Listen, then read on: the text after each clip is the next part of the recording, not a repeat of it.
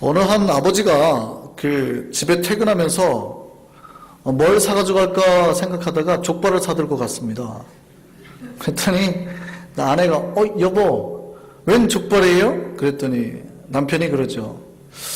왼 족발인지 오른쪽 족발인지는 잘 모르겠다. 우리가요 물론 농담일 수 있지만 말씀을 잘 들어야 됩니다. 순종의 기본이 뭔지 아세요? 듣는 거예요. 잘못 들으면 다르게 응답하고 다르게 행동하게 되는 겁니다. 그래서 크리스찬의 가장 1번은 듣는 겁니다. 그래서 이스라엘 쉐마가 뭐예요? 들으라 이스라엘이잖아요. 들으라. 하나님의 말씀을 잘 들어야 됩니다. 들어야 내 삶이 바뀌고 내 영혼이 바뀌고 생각이 바뀌는 거예요. 들어야 우리 행함이 바뀌는 겁니다. 이 들음이 우리 행함의 첫걸음이요 순종의 기본이 되는 겁니다. 오늘 예수님 말씀 우리 10년 가운데 잘 들려지기를 원합니다. 주님의 말씀을 잘 받아들여서 여러분 안에서 역사하기를 바랍니다. 그 주님의 말씀이 저와 여러분을 변화시키는 시간 되기를 간절히 바랍니다. 자, 오늘 제목 한번 읽을까요? 읽겠습니다. 시작. 겸손의 왕으로 오신 하나님. 자, 오늘 대강절 몇째 주일입니까? 셋째 주일입니다. 지금 우리가 대강절에 오시는 예수 그리스도에 대해서 계속 살펴보고 있었어요. 첫 번째 말씀이 뭐였어요? 첫 번째 말씀이 대강절 첫째 주 말씀이 말씀으로 오신 하나님. 두 번째 말씀이 평화의 왕으로 오신 하나님. 오늘 세 번째 말씀이 뭐예요? 겸손의 왕으로 오신 하나님. 그러니까 이 예수 그리스도의 온전한 형상을 회복하여서 그 오시는 하나님 모습대로 여러분 맞이하시기를 바랍니다. 그 오시는 하나님의 형상을 제대로 이해해서 받아들일 때 여러분도 예수님처럼 변하게 될 줄 믿습니다. 화평의 사람, 평화의 사람이 될 줄 믿고 오늘 말씀을 통해서는 겸손의 사람이 될 줄 믿습니다. 자, 오늘 예수님이 오신 말씀 중에 오늘 겸손의 왕으로 오신 예수를 살펴보려고 하는데요. 자, 스가랴서 말씀 한번 볼까요? 스가랴서 9장 9절입니다. 같이 한번 읽겠습니다. 시온에 따라 크게 기뻐할지어다. 예루살렘에 따라 즐거이 부를지어다. 보라, 내 왕이 내게 임마하시나니 그는 공의로우시며 구원을 베푸시며 겸손하여서 나귀를 타시나니 나귀의 작은 것 곧 나귀 새끼니라. 예수께서 왕으로 오신대요. 보라, 네 왕이 내게 임하는데 왕이 어떤 왕이에요? 철권, 통치, 독재, 강압적인 왕이 아니라 어떤 왕이요? 겸손의 왕이 오신다고. 그래서 예수께서 이 겸손의 왕을 실현해내기 위해서 실제 예루살렘 입성할 때 어떻게 하셨어요? 나귀 새끼를 타고 오셨단 말이에요. 왕이라 하면 어떻게 와야 되는데 화려한 안장이 있는 말 같은 거 있죠. 기름이 잘잘잘 흐르는 이거 타고 와야 되잖아요. 근데 우리 왕은 어떤 왕이에요? 겸손의 왕이시라. 나귀 새끼 타고 오셨다고요. 오늘 우리에게 오시는 예수 그리스도가 지금 그런 왕이라는 걸 고백하고 있습니다. 우리 예수가 어떤 왕이에요? 겸손의 왕. 그렇다면 여러분 대강절날 어떤 왕을 기다리고 계시는 거예요? 겸손의 왕을 기다리고 계시는 거예요. 그리고 여러분이 그 겸손의 왕을 맞이하셨다고 고백하는 거예요. 그러면 여러분 어떻게 하셔야 돼요? 겸손해지셔야죠. 그렇습니다. 우리 예수께서 겸손하셨던 것처럼 겸손해지죠. 이것이 대강절날 우리가 그 오시는 예수 그리스도를 기다리는 마음이어야 된다는 얘기입니다. 사람의 체질을 한국에도 사상설이 있습니다. 태양인, 소양인, 태음인, 소음인 나누는데요. 이렇게 나누죠. 많이 들어보셨죠? 나는 건들지 마, 다혈질이야. 이러잖아요. 아니, 나는 좀 우울해요. 우울질이야. 아니면 담즙질이야. 점액질이야. 이런 말을 하거든요. 사람을 대충 체질로 나누는 거예요. 그러면 한번 보겠습니다. 한국 사람들의 전반적인 체질이 어떨까요? 한국 사람들의. 물론 한국 사람들 중에서도 다혈질도 있고 우울질도 있어요. 있는데 전반적인 한국 사람들의 체질이 어떨까요? 제가 외국 나와서 보니까 확연히 알겠습니다.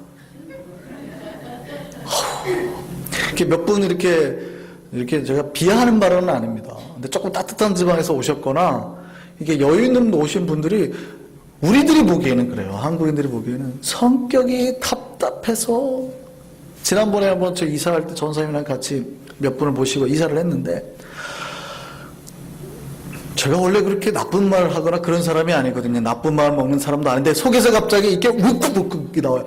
아이고, 일을 저렇게 뭐 하나 옮기고 쉬고 뭐 하나 옮기고 쉬고 천천히 하는데 그냥 여기서 뭐가 아이고 왜 일을 저렇게 그랬더니 전사님이 저한테 목사님 원래 저기 분들이 좀 이렇게 천천히 한다고요. 그러니까 저만 그런 게 아니죠. 우리가 다 공통적으로 느끼시죠? 뿐만이 아니라 그분들만 뿐만이 아니라 제가 캄보디아 지난번에 선교하는데 베트남 선교 다 가봐도요 사람들이 느려요. 일을 천천히 해요. 한국 사람은 어떻게 해요? 답답하죠. 일을 그렇게 못하는 겁니다. 무슨 일을 그렇게 하냐고 막 하거든요. 막 삽질도 쟤네들은 이렇게 할 때 우리는 어떻게 합니까? 이렇게 하거든요. 그렇게 해야 일을 하는 것 같고 속이 시원하거든요. 제가 아프리카에 선교를 하는데 자기가 클리닉하고 그 교회를 지었어요. 클리닉 지었는데 이게 벽돌을 쌓아서 깨서 만들어서 이제 짓는 겁니다. 돌을 깨서 만들어야 되는데 아휴 덩치는 이만한 사람들이 이렇게 쪼그려 치고 앉아요. 쪼그리고 앉아가지고 하루 종일 읽습니다. 똑똑똑똑. 그리고 12시 되면은 밥 먹고 자요. 2시간 동안. 그리고 2시부터 4시까지 또 톡톡. 야, 니네 왜 그렇게 일을 하냐? 아주 여유로워요. 전 세계 사람들이 전반적인 특징일 수도 있습니다. 그럼 유독 누구만? 한국 사람. 빨라요. 하여간 빨라요. 그래가지고 그 동남아 사람들에게 니네 왜 그렇게 일을 그렇게 해? 그랬더니 그 사람들이 그래요. 니네는 좀 특별한 거야. 왜냐면 니네는 진생을 먹어서. 그런데 한국 사람들의 전반적인 특징이 뭐예요? 좀 다혈질적입니다. 이게 한국 사람의 특징이에요. 그게 개인차가 있지만 전반적인 특징. 그래서 외국 사람과 한국 사람들의 성향을 나눌 수 있는 이야기가 몇 가지 있어요. 외국 사람들은 자판기에서 커피 뽑을 때 어떻게 합니까? 쭉 다 내리고 나서 기다리고 불 꺼지면 꺼내서 하죠. 한국 사람은요. 동전 넣고 누르고 난 다음에 바로 선부터 넣고 기다리고 있죠. 이렇게. 물이 내려오는데 기다리고 있어요. 그리고 어떻게 해요? 물 띄어가지고 아이고 간혹 대기도 하고. 한국 사람들 특징이라는 거예요. 또요, 물론 다 그렇지는 않습니다. 외국 사람은 사탕을 좀 빨아먹죠. 한국 사람은요, 아기작 먹어야 되지. 속이 시원하죠. 아이스크림 먹을 때도 다 녹여 먹는데 한국 사람은 베어 먹죠. 베어 먹어요. 제가 우리 전도사님 봐서 잘 압니다. 우리 전도사님 아이스크림을 도대체 몇 번 갖다 먹는지 모르겠어요. 그리고 먹고 난 다음에 어떻게 해요? 아우 머리띵해! 막 이러거든요. 막. 한국 사람 특징이에요. 이탈리아 사람들이 다혈질적이잖아요. 근데 외국인들이 이탈리아 사람들 보고 그래요. 저런 다혈질 이탈리아 사람들 같으니라고 그러는데 한국 사람들 이탈리아 사람들을 보고 뭐라고 그래요? 저런 느릿터진 이탈리아 사람들 같으니라고 이런다고요. 버스 탈 때요? 외국인들은 버스 정류장에 서가지고 천천히 승차하잖아요. 우리 한국 사람은 어떻게 합니까? 버스가 오면 도로로 내려갑니다. 우선 도로로 내려가서 문 열리기도 전에 손을 대고 있습니다. 손 대도 문이 안 열리는데 우선 손 대고 기다려요. 택시 탈 때 외국인들은 택시 이러고 타는데 한국 사람은 어떻게 합니까? 택시가 오면 택시의 스피드에 맞춰서 같이 뛰죠. 그리고 우선 손잡이를 잡고 뜁니다. 같이. 그리고 소리 지르죠. 의정부, 의암동, 역삼동을.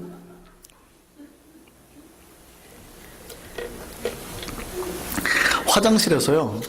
같은 동양인이라도 중국인이나 일본인이나 한국인은 확연히 구분하는 방법이 있어요. 물론 제가 여자 화장실을 들어가 본 적이 없어서 남자 화장실에서 국한해서 말씀드립니다. 같은 동양인이라도요. 한국인은 딱 태가 납니다. 남자분들 다 공감하실걸요? 중국인, 일본인은 딱 서가지고 딱 선 상태에서 지퍼를 내리거든요. 한국인들은요. 문 열고 들어가면서 지퍼 내리거든요. 그래요 안 그래요? 끝나고 다른 사람들은 올리고 돌아서거든요. 한국인들은 끝나고 돌아서서 올리죠. 그러고 나온다고요. 아니 물어보세요 남자들. 그래요 안 그래요? 100이면 100 다 그런다니까요. 한국 사람들이에요. 끝다. 한국 사람들은 어떤지 아시겠어요? 전반적으로 한국 사람들이 가지고 있는 성격이 다혈질이라고요. 급해요. 그래서 외국인들이 한국인들 말 중에서 제일 빨리 배우는 게 뭡니까? 빨리빨리 좀 해라. 빨리빨리 좀 해라. 빨리빨리. 장점이 있어요. 이런 사람의 성격들의 장점이 있어요. 일을 빨리빨리 합니다. 두 번째 장점이 있어요. 일을 더 빨리빨리 합니다. 세 번째 장점이 있어요. 일을 아주 빨리빨리 합니다. 하여간 빨리빨리 하는 장점이 있어요. 근데 단점이 있어요. 단점. 이런 다혈질적인 사람이 가지고 있는 단점이 뭐예요? 겸손하고 거리가 멀어요. 다른 사람들을 압박합니다. 그리고 자만심. 자기가 좀 프라이드가 이렇게. 왜냐면 일을 너무 못하니까. 한국 사람들은 대부분 개인적인 자기 만족도, 자기 자존감이 높아요. 일을 잘하면 잘할수록 자기 능력에 자만심이 생겨요. 쉽게 말하면 교만해지기 쉽다는 얘기입니다.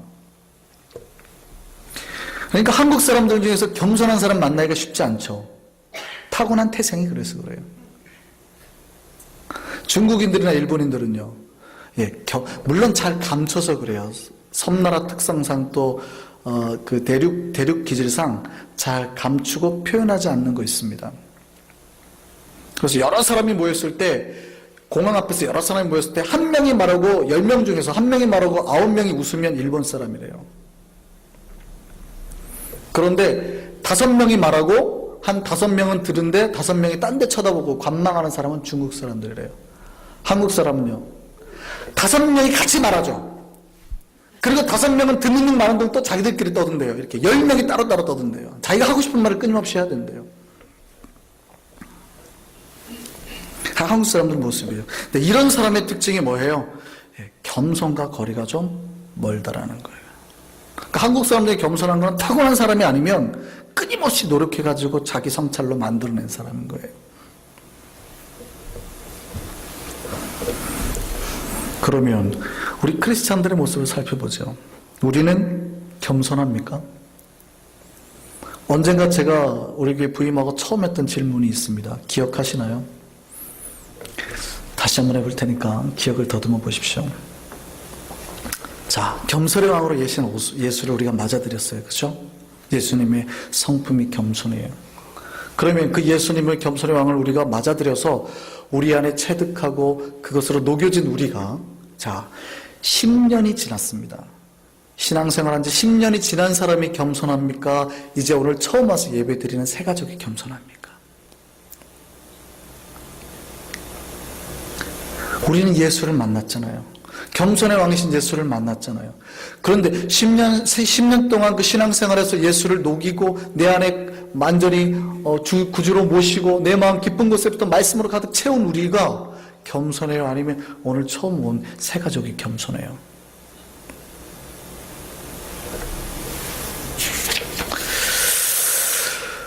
놀랍게도요, 우리가 겸손의 예수를 모셨지만 정말 겸손하지 못하고 있을 수도 있습니다. 이 얘기는요, 우리가 예수를 만나기는 만났는데, 예수님 우리 안에 오시긴 오셨는데 어쩌면 겸손하지 않은 예수를 우리가 모셨을 수도 있어요. 잘 들으셔야 돼요. 예수가 겸손하지 않다는 게 아니에요. 왜곡된 예수, 나만의 예수를 모시지 않았냐는 얘기입니다. 교회에서 처음에 어떤 목사님들이 10명 담임 목사 할 때는 항상 이렇게 조심하게 갑니다. 근데 교인이 100명, 500명 되면 어떻게 해요? 어깨가 펴지죠. 1000명 되면은요, 허리가 부러질 것 같아요. 10,000명 되면은 아무도 못 건드려요. 아니, 1000명 된 목사하고 10명 된 목사하고 무슨 차이가 있습니까? 본인이 하나님 앞에서 목사라는 것과 달라지는 게 뭐가 있어요? 근데 우리도 그러죠. 10명 된 목사님이 교회 오면은 무시하잖아요. 근데요, 10,000명 된 목사님이 교회 오시면 그래. 우리 안에도 그런 마음이 있어요. 제가 예전에 그 직분 받기 전에 우스갯말로 했던 분들이 있습니다. 어떤 집사님들이, 안수 집사님들이 피택되죠. 장로님 피택되셔서 아직 그 장로가 안 되셨잖아요. 그럼 제가 그럽니다. 우리 집사님들이 아직까지는 겸손하신데, 제가 농담말로 그래요. 아직까지는 겸손하신데 장로님 되면은 갑자기 돌변하시는 분들이 계세요. 그러니까 그 전까지는 끊임없이 겸손하세요. 저렇게 겸손할 수 있을까? 근데 장로 직분 받는 순간 돌변하시는 분들이 간혹 있어요. 제가 우스갯말로 안수 집사님들 계시면 우리 집사님들이 아직까지 다 겸손하십니다. 사람이 왜요? 권력과 어떤 자리와 위치의 변화에 따라서 끊임없이 변한단 말이에요. 그러면은 큰 교회 목사가 되고, 아니면 내가 어떤 권적이나 자리에 앉았어요. 권력의 자리에, 직분의 자리에 앉았어요.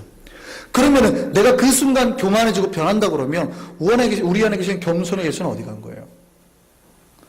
교회가 커진과 동시에 떠나가신 거죠. 내가 그 직분의 자리에 앉는과 동시에 소멸한 겁니다. 우리 예수는 어때요? 끊임없이 겸손의 왕으로 오셨는데 우리는 그 예수를 아닌 다른 신을 모시고 있을 수도 있어요. 황제 같은 신을 모시고 있을 수도 있다고요. 마치 그리스 로마 신화에 나온 제우스처럼 왕 같은 신을 막 다스리고 통치하는 신을 만날 수 있다, 모실 수도 있다고요. 우리 주님은 어떻게 가르쳤는데요? 왕이지만 어떤 왕이라고요? 겸손한 왕이에요. 그러니까 겸손한 왕으로 오신 예수가 마태복음에 뭐라고 가르치세요? 하나님의 법을 가르칠 때 산상수훈에서 그 겸손의 삶을 살라고 가르치잖아요. 오른쪽 뺨을 맞으면 어떻게 해요? 왼쪽 뺨도 돌로 대라고요. 이것이 겸손의 왕을 모신 나라 사람들이 사는 방법이래요. 우리는 어떻게 합니까? 뺨 때리면 바로 쏘하죠. 아니면은 저놈을 감히 나를 건드려 하고 이렇게 간단 말이에요. 오른쪽 뺨을 맞았다는 얘기가 뭐예요? 대부분 오른손잡이를 기준으로 이렇게 때렸다는 얘기인가요? 지금 이렇게 때렸다는 얘기예요? 아니에요. 지금 손등으로 때렸다는 얘기예요. 손등으로. 그러니까 노예나 아주 비천하게 사람을 무시할 때, 경멸할 때 썼던 행동입니다. 이게 누군가가 당신들에게 경멸하고 무시하는 행동을 하더라도 어떻게 해요? 다른 쪽 뺨을 돌려드리. 이것이 겸손의 왕을 맞아들인 자의 삶의 태도라는 거예요. 이것이 하나님의 나라의 법을 지키고 사는 사람들이 행하는 방법이라는 겁니다. 예수께서 겸손의 왕으로 오셨어요. 그 최고의 겸손으로 오셨던 사건이 뭐예요? 성탄절이에요. 주님의 임재하심, 낮아지심이에요. 그리고 십자가에 죽으십니다. 우리가 지금 대강절을 맞고 있잖아요. 이 대강절이 어떤 날입니까? 가장 높은 곳에 계신 분이 가장 낮은 곳까지 오신 그 사건을 맞이하는 때예요. 인카네이션이라고 그러죠. 성육된 사건입니다. 성육의 사건이에요. 영원하신 하나님이 육화되셨다는 거예요. 그 성육하신 예수님을 우리가 스승으로 모시고 그분의 말씀대로 사는 것, 그리고 그 예수님의 제자가 되어서 그 말씀 붙들고 사는 것, 그 예수님 가슴 속에 모시고 영접해서 날마다 예수님처럼 되기 위해서 끊임없이 기도하는 사람들. 그래서 루터가 뭐라고 얘기해요? 예수 믿는 사람들에게 작은 예수가 되어라 그랬다. 우리는 모두 다 작은 예수예요. 그리스도화된 사람들이라고요. 그러니까 오늘의 예수님의 성품을 말하면 완벽한 겸손 속에 들어가 있는 사람들이라는 얘기입니다. 그래서 작은 예수가 되는 삶이 뭐냐? 바울이 오늘 빌립보서에 이렇게 말합니다. 빌립보서 2장 3절 한번 볼까요? 빌립보서 2장 3절입니다. 같이 읽겠습니다. 시작. 아무 일에든지 다툼이나 허영으로 하지 말고 오직 겸손한 마음으로 각각 자기보다 남을 낮게 여기고. 바울은 빌립보 교인들에게 겸손한 마음을 가지라고 권면합니다. 왜냐하면 예수를 모신 교인들이라면 당연히 겸손할 수밖에 없다라고 하는 게 바울의 생각이에요. 겸손이 무엇입니까? 오늘 우리 주보 제가 쓴 칼럼 봤습니까? 낮아짐의 원리를 아시죠? 내가 물론 더 낮아져도 낮아짐이에요. 그런데 낮아짐의 원리가 뭐예요? 다른 누군가를 높일 때 내가 낮아지는 겁니다. 이렇게 다른 누군가를 높이려고 하는 의도 순간 내가 낮아지는 거예요. 자연스럽게 그렇겠죠. 다른 주변에 있는 사람을 다 높이면 내가 낮아지게 되겠죠. 바울이 그 얘기하는 겁니다. 나도 잘났지요. 배울 만큼 배우고 돈도 있고 권력도 있어요. 그럼에도 불구하고 예수님이 낮아지신 것처럼 내가 낮아지는 거예요. 그러니까 나보다 다른 사람은 어떻게 해요? 더 낮게 여기고, 낮게가 아니고 받침을 잘 보셔야 돼요. 시옷이에요. 더 좋게 여기고, 더 좋게 여기고. 이게 그리스도의 마음이라는 얘기입니다. 이것이요, 예수 그리스도가 겸손으로 오신 예수 그리스도의 마음인 거예요. 오늘 5절 볼까요? 오늘 본문 5절입니다. 오늘 본문 5절 시작. 너희 안에 이 마음을 품으라. 무슨 마음인지 아시겠어요?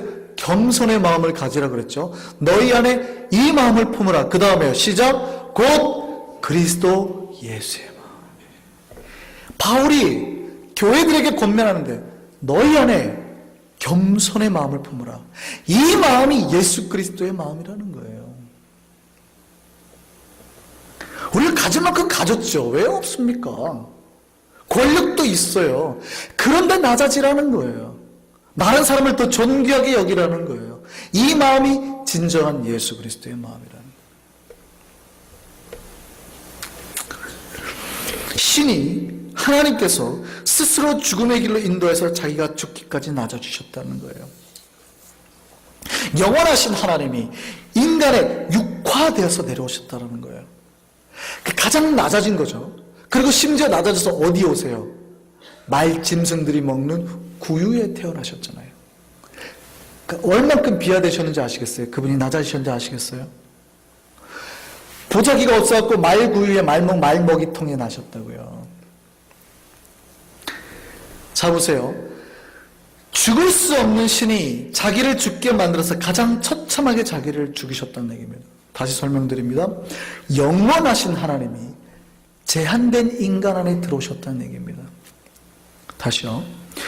영원히 사셔야 되는 영생의 삶을 사시는 분이 죽을 육체가 되셨다는 얘기입니다. 이거 이해가 되십니까? 본인은 영생의 삶을 사는 분이세요. 그런데 내가 스스로 자살하는 거예요. 죽기 위해서 육체가 되셨다는 얘기예요. 얼만큼 비하하셨는지 아시겠어요? 나는 불로불사의 지체를 가진 남자입니다. 죽지 않아요. 근데 내가 한 여인을 사랑해요. 근데 그 여인은 인간이에요. 죽을 수밖에 없어요. 그런데 어떻게 해요? 내가 그 여인을 사랑해서 내가 가진 모든 능력 버리고 여인처럼 되는 것. 보다 훨씬 더 존귀한 거예요. 영이신 하나님이 육이 되셨으니까. 그러니까 얼마나 낮아지셨는지 아시겠어요? 그 낮아지심의 왕으로 오신 분을 여러분이 섬기고 주인으로 모시고 여러분 마음에 모시고 사는 거라고요. 그러니까 여러분이 예수님의 제자가 되어서 예수님을 따라 사는 삶이 어떤 건지 아시겠어요? 예, 그렇습니다. 예수님처럼 되는 거예요. 이게 기독교의 역설이고 진리입니다. 잘 알아들으셔야 돼요. 죽을 수 없는 신이 스스로 자기를 죽이셨다고요. 진정한 겸손으로 세상을 다스리기 위해서. 다른 신들은 어떻습니까? 로마 신화의 다른 역대의 신들은 어때요? 인간에게 말 잘 들으면 잘 해주지만 말 안 들으면 죽이는 신이잖아요. 근데 우리 하나님은요, 겸손으로 세상을 다스리기 위해서 스스로가 죽음을 선택하셔서 오셔서 그들처럼 되시고 겸손으로 세상을 다스리셨다고요. 그러니까 그 예수를 맞아들이는 사람마다, 예수를 믿는 우리 모두가 겸손한 자가 되어서 남을 나보다 낮게 여기게 하셔야 돼요. 그 낮게 여기는 세상을 만드셔야 돼요. 그러면 한번 보겠습니다. 우리 교회는요, 겸손의 장소입니까? 예수 그리스도의 몸인 우리 교회는 겸손의 장소입니까? 아니면 교만과 자랑과 투기와 시기의 장소입니까?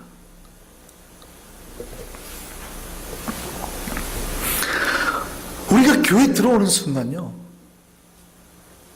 겸손해지도록 끊임없이 노력하셔야 돼요. 왜냐하면 우리는 당연히 예수 그리스도의 몸으로서 들어오는 거니까. 세상 사람들이 교회를 어떻게 생각하는지 보시겠습니다. 2006년 1월에 이런 기사가 났습니다. 오하이오주에 사는 그 브렌트 하인즈라는 사람이 술에 취해가지고 흑인 택시기사 부부에게 이런 말을 했습니다. 나는 흑인이 싫다. 미국에서. 그리고 욕설과 위협적인 행동을 했어요. 이걸로 잡혔어요. 그랬더니 이 사람에게 판사가 이런 판결을 내립니다. 이 술에 취해서 흑인에게 욕설한 브레트 하인즈에게 6주간 교회에 나가라 라는 판결을 내렸습니다. 이 판사도 흑인 판사예요. 윌리엄 멀러리라는. 근데 이 흑인 판사가 같은 흑인을 모욕한 그 사람에게 어떤 판결을 내렸냐면 교회에 나갈 것을 판결을 내렸다는 얘기예요. 두 가지 결정을 줍니다. 하인즈 씨에게 30일 동안 복역회를 할 것인가 아니면 6주간 동안 교회에 나가서 참석할 것인가 두 개를 고르라 그랬습니다. 뭘 선택할 것 같아요? 교회 선택하겠죠. 당연히 교회 선택하도록 유도한 겁니다. 그리고 그 판결을 내린 멀러리 판사가 그 판결의 의도를 이렇게 말했습니다. 그가 교회에 나가면 문화의식이 넓어질 수 있을 겁니다. 이 판사는요, 이 세상 사람들이 아직도 그래도 교회 가면 사람이 변할 거라고 생각하는 거예요. 이해의 폭이 넓어질 거라고 생각하는 거고요, 겸손해질 거라고 생각하는 겁니다. 왜냐하면 교회는 변화의 장소요, 겸손의 장소이기 때문입니다. 그럼 오늘날 우리 교회를 보시죠. 우리 한성교회뿐만이 아니라 모든 예수 그리스도를 주로 고백하는 교회들을 다 보시자고요. 교회가 겸손의 장소요, 변화의 장소 맞습니까? 아니면 여전히 투쟁과 시기와 반목과 교만의 장소입니까? 저는 우리 교회가 진짜 겸손의 장소가 되기를 간절히 바랍니다.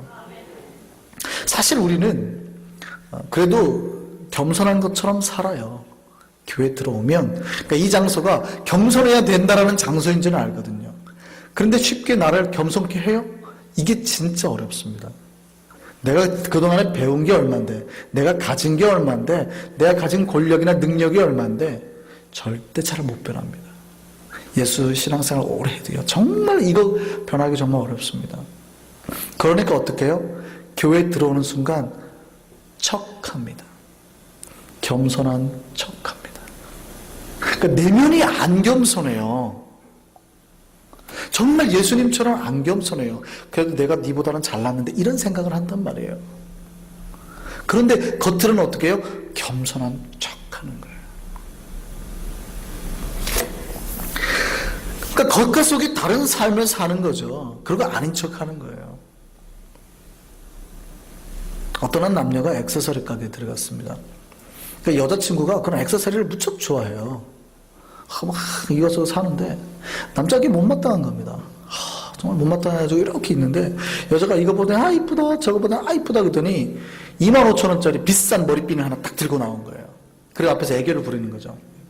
자기야, 나 이거 사줄 거지? 그러니까 남자가 알았어. 그러고 가는 거죠. 그리고 카드로 긁는 거예요. 카드로 딱 긁고 사인해가지고 딱 했는데 종업원이 이제 영수증을 딱 돌려주는데 갑자기 돌려주려고 영수증을 딱 보는데 갑자기 머뭇머뭇하는 거예요. 그랬더니 그 남자가 그러죠. 그거 영수증 그냥 버리세요. 영수증에 뭐라고 사인한 줄 아세요? 사인은 뭐라고 쓰인 줄 아세요? 사주기 싫다. 사인을 자기 이름을 안 하고 사주기 싫다 이렇게 사인한 거예요.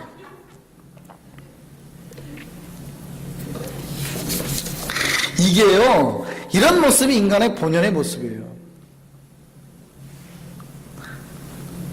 그런데 우리가 겸손의 임금이시란 예수라는 사실을 알잖아요. 우리가 그 사실은 알아요. 예수가 겸손의 왕으로 오셨다는 사실은 알아요. 근데 우리가 진짜 겸손하게 살기는 싫은 거예요. 겉으로는 아닌 척해요. 겸손한 척 한다고요. 근데 속으로는 자기가 잃어버린 자존심 계산하고 있다고요.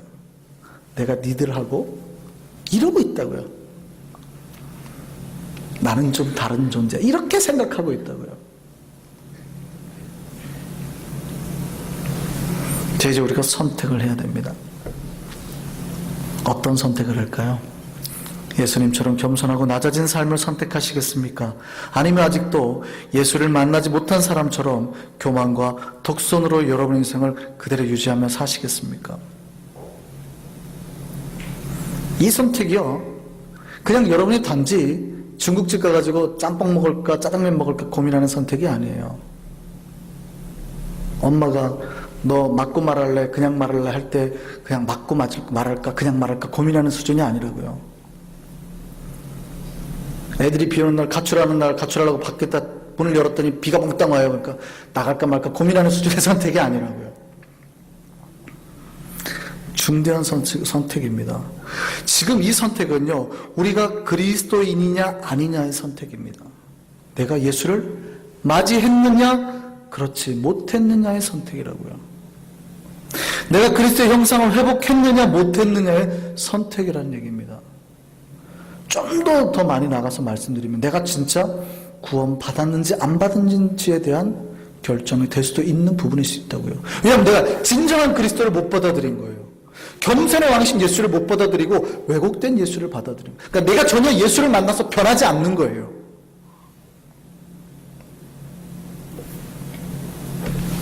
저는 여러분이 모두 예수님처럼 겸손하고 낮아진 자의 삶을 선택하기를 간절히 바랍니다. 교회는 예수님의 몸입니다. 그러니까 예수님의 생각과 사상, 가르침의 장소이며 예수님의 뜻이 역사하는 장소입니다. 그러니까 이 교회는 이 세상에서 가장 겸손한 장소가 되어야 돼요. 이 세상에서 가장 겸손한 장소가 되어야 된다고요. 이 세상에서 가장 낮아지는 장소를 찾는데 어디 높은 산에 있는 힌두 사원을 찾는다거나 아니면 산골짜기 공기 좋은 절간을 찾는다거나 거기가 가장 겸손의 장소가 되면 안 된다는 얘기입니다. 이 세상에서 가장 낮아지고 겸손의 장소는 교회가 되어야 될 줄 믿습니다. 예수 그리스도를 구주로 믿는 모든 교회가 이 세상에서 가장 겸손한 장소가 되어야 된다고요. 왜냐하면 우리는 겸손의 왕을 모신 사람들이기 때문입니다. 그런데요, 교회의 역사는 이것을 증명해 주고 있지 못합니다. 예수께서 십자가에 달리기 전날이에요. 예수님이 이제 가장 겸손을 선택하려 합니다. 죽지 않으실 분이, 죽을 수 없는 분이 죽음을 선택하거든요. 누구를 위해서요? 모든 인간을 위해서. 근데 예수님의 제자들은 무엇을 선택합니까? 예수님, 이제 왕권을 찾으시면 오른쪽 왼쪽에 앉게 해주세요. 이러고 있다고요. 이러고. 예수님이 그들에게 대해서 뭐라고 그래요? 인자가 오신 이유에 대해서 뭐라고 설명하셨어요? 인자가 온 것은 섬김을 받으려 함이 아니라 섬기려 하고 도리어 자기 목숨을 많은 사람들의 대속물로 주려 함이니라. 니네가 진짜 오해했구나. 예수를 믿는다는 걸 오해했구나. 예수를 믿는 게 권력을 누리는 거예요. 예수를 믿는 게 영화를 누리는 것이 아니라 저들을 위해서 섬겨야 됩니다. 그래서 예수께서 어떻게 하세요? 요한복음에 아무 말도 안 하고 허리에 수건을 두르시고 제자들의 발을 닦으시잖아요. 이것이 예수를 믿는다라는 겁니다. 이 예수님의 말씀이 이루어지는 우리 모든 교회가 되기를 간절히 바랍니다. 저는 저와 여러분이 변하기를 원합니다. 예수님처럼, 예수님의 삶처럼 변하기를 원합니다. 영원하신 하나님, 존귀하신 하나님, 지존하신 하나님이 인카네이션 하셔서 진정한 섬김과 겸손을 보이셨던 것처럼 우리도 온전히 예수님처럼 낮아진 우리가 되기를 바랍니다. 예수님이 세상에 섬김을 오셨던 것처럼 우리도 또한 섬기고 다른 사람의 발을 닦는 진정한 겸손의 삶을 사는 우리가 되기를 바랍니다. 이것이 대강절에 우리를 위해 오신 예수님을 기다리는 우리의 자세일 것입니다. 기도하겠습니다.